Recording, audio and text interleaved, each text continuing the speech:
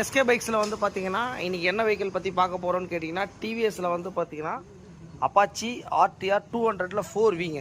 இந்த வெஹிக்கிளில் வந்து பார்த்தீங்கன்னா இந்த சைலன்சர்லாம் வந்து பார்த்தீங்கன்னா உங்களுக்கு அந்த கன் ஷூட் மாதிரி இருக்கும். இங்கே பாருங்கள், பார்த்தீங்கன்னா தெரியும் உங்களுக்கு. இங்கே பாருங்கள், இந்த டைப் இருக்கும்.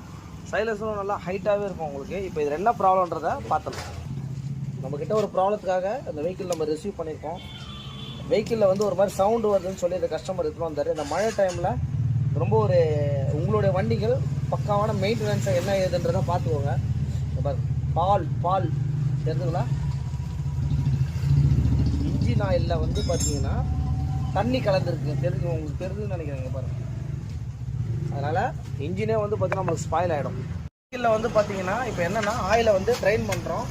அவர் கையை பாருங்கள், இந்த மாவு அரைப்பாங்க பார்த்தீங்களா இட்லிக்கு, அந்த மாதிரி ஆகிட்டு இருக்குது தண்ணி. இங்கே பாருங்கள், full and full engine oil mixing வந்து பார்த்தீங்கன்னா தண்ணி இருக்குங்க. இந்த மாதிரி இருந்தால் இன்ஜின் எல்லாமே வந்து பார்த்தீங்கன்னா ஸ்பாயில் ஆகிடும்.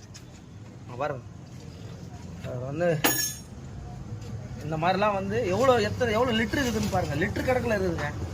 இந்த வெஹிக்கிளுக்கு 1200 ml தான் வரும். இது என்னென்னா டிவிஎஸ் அப்பாச்சி. இதில் வந்து தண்ணி வந்துனே இருக்குது பாருங்கள். இன்னொரு பக்கெட் ஏற்றணும் அது ஃபுல்லாக ஆகிடுச்சான்னு தெரியல. இது அநேகமாக ஒரு பக்கெட்டில் தான் பிடிக்கணும்னு நினைக்கிறேன். இதை வச்சு அதே இங்கே பாருங்கள், ஒரு கிண்ணம் ஃபுல்லாகிடுச்சு. அடுத்து வந்து இன்னொரு கிண்ணத்துலேயும் வந்து பார்த்தீங்கன்னா இப்போ நம்ம ஆயில் இறங்குறோம். இங்கே பாருங்கள், இந்த மாதிரி இருந்தால் இன்ஜினே வந்து பார்த்தீங்கன்னா ஸ்பாயில் ஆகிடும். இந்த மழை டைமில் தயவுசெய்து உங்களோட வெஹிக்கிளில் ஆயில் மட்டும் பர்ஃபெக்டாக என்ன ஏதுன்றதை செக் பண்ணிக்கோங்க.